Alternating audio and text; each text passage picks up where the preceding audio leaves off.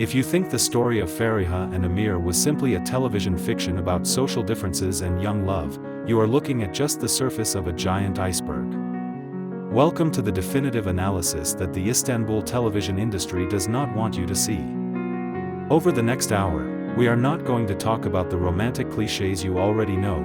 We are going to dismantle the psychological, commercial, and structural architecture that almost destroyed the lives and careers of Hazal Kaya and Çağatay Ulusoy. How was it possible that two young people, one of them without a single day of prior acting experience and the other secretly fighting a serious lifelong medical condition, were turned into the most aggressive money-making machine in Middle Eastern television history? What dark media pacts were signed behind closed doors when the reality of the set became completely unbearable?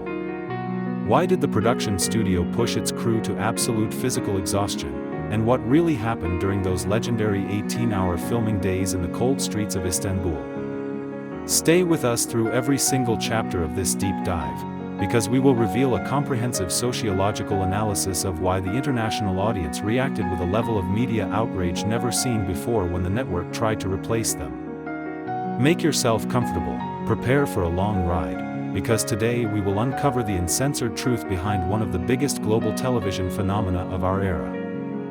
We know how demanding our international community is when looking for deep, analytical, and realistic content.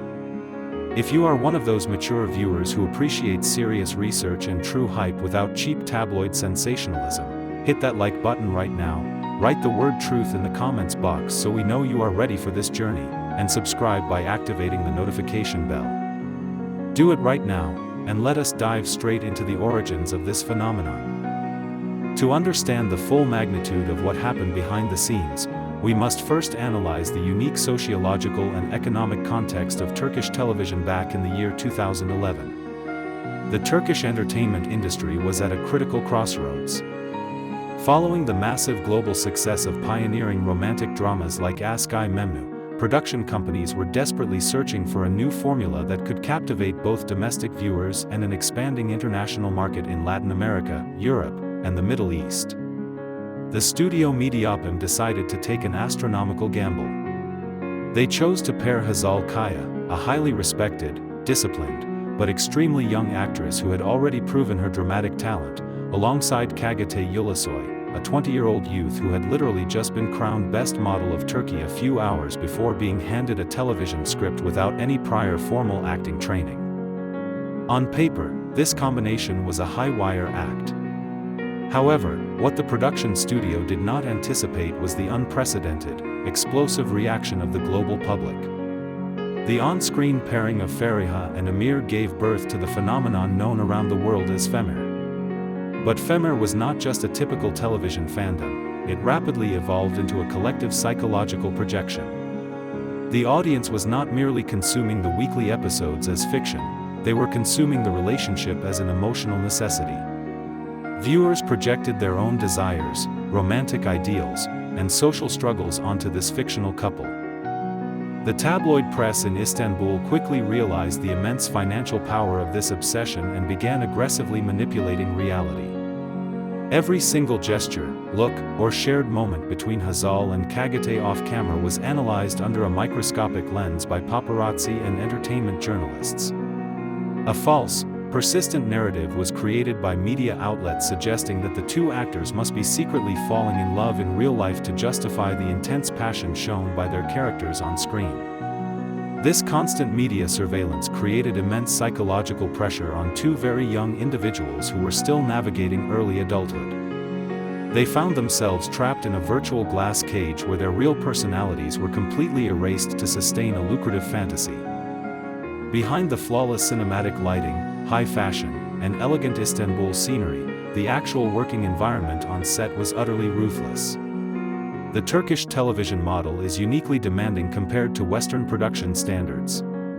To broadcast a single weekly episode that ran over 140 minutes long, cast and crew members were forced to work grueling shifts of up to 18 continuous hours, 6 to 7 days a week, often filming in freezing outdoor locations during winter nights.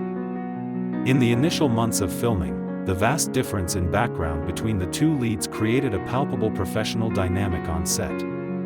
Hazal Kaya, who had grown up in the industry with strict theatrical discipline and rigorous technical training, required fast-paced efficiency and precision. Çağatay Ulusoy, undergoing an intense, trial-by-fire learning process directly in front of millions of viewers, needed a very different rhythm to process his director's notes and build his character from scratch. Yet, the true conflict on set was never a personal rivalry between the actors, it was the sheer, crushing weight of physical and mental exhaustion. During this period, Hazal began facing severe health challenges linked to her diagnosis of diabetes. Managing chronic illness requires regular sleeping patterns, stable meal schedules, and low stress levels, conditions that were completely impossible to achieve on a high-stakes television set. While tabloid journalists invented sensational stories about ego battles and backstage fights, the reality was that both actors were fighting a quiet, daily battle against chronic fatigue and burnout. To survive the brutal demands of the production, Hazal and Çağatay established an unwritten, professional pact. They would protect each other fiercely in front of the cameras, maintain absolute professionalism during scenes, and keep a respectful, strategic distance off camera to preserve their own mental health and personal boundaries. This brings us to the ultimate turning point that fundamentally changed the rules of the Turkish television industry forever. At the conclusion of the second season, Hazal made the mature and necessary decision not to extend her contract. Her health required immediate attention, and she was determined not to let her artistic career be permanently trapped within a single character. Rather than crafting a respectful conclusion for the entire narrative, the production studio made what is now recognized as one of the most arrogant decisions in television history. Believing that the brand and the male lead were powerful enough on their own to sustain the ratings, they decided to dramatically kill off the character of Feriha in the season finale and rebrand the show as Emir's Way. The reaction from the international audience was swift, fierce, and devastating for the network. Viewers across the world flatly rejected the attempt to continue the story without its heart and core chemistry. The network attempted to introduce new female leads and shift the narrative toward a dark, revenge-driven melodrama, but the ratings plummeted catastrophically week after week. Within a short period, the project was abruptly cancelled, leaving a permanent mark on television history. This commercial failure proved a crucial point to TV executives globally. The magic created by two specific actors in a story cannot be manufactured by corporate willpower, increased budgets, or forced script changes. It marked the tragic end of an era for the show, but it simultaneously served as the catalyst for the birth of two independent artistic powerhouses. The reaction from the international audience was swift, fierce, and devastating for the network. Viewers across the world flatly rejected the attempt to continue the story without its heart and core chemistry. The network attempted to introduce new female leads and shift the narrative toward a dark, revenge-driven melodrama, but the ratings plummeted catastrophically week after week. Within a short period, the project was abruptly cancelled, leaving a permanent mark on television history. This commercial failure proved a crucial point to TV executives globally. The magic created by two specific actors in a story cannot be manufactured by corporate willpower, increased budgets, or forced script changes. It marked the tragic end of an era for the show, but it simultaneously served as the catalyst for the birth of two independent artistic powerhouses. The most compelling chapter of this entire journey is how both actors rebuilt their professional lives from the ashes of that chaotic finale. In many cases, young actors who achieve such massive global fame early in their careers remain forever trapped in the shadow of their iconic first roles. However, Çağatay Ulusoy and Hazal executed brilliant, long-term career strategies that completely redefined their industry standing. Çağatay Ulusoy made a deliberate choice to systematically dismantle his image as a conventional television heartthrob. Instead of taking easy, high-paying romantic roles, he chose complex, physically demanding, and diverse characters. He underwent rigorous physical transformations, learned martial arts, and dove into dark thrillers like Iserd and acclaimed youth dramas like Medcezir. Recognizing the shift toward global streaming platforms, he became the pioneer of Turkish originals on Netflix, leading the groundbreaking fantasy action series The Protector and later delivering a masterclass in acting in the internationally acclaimed period drama The Tailor. Through these choices, Çağatay transitioned from a former model learning on the job into one of the most versatile, respected, and highest-paid dramatic actors in international television. Hazal demonstrated an equally remarkable trajectory of resilience and artistic independence. Rather than relying on her past fame, she expanded her range across both intense drama and sophisticated comedy. Her performance in our story won over audiences worldwide, while her lead role in the Netflix original period fantasy Midnight at the Pera Palace proved her ability to anchor large-scale, international productions.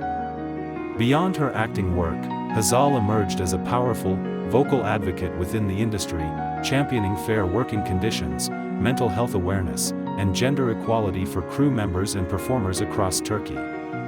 Both actors proved beyond a doubt that their individual talents were vastly greater than the commercial machine that had initially brought them together.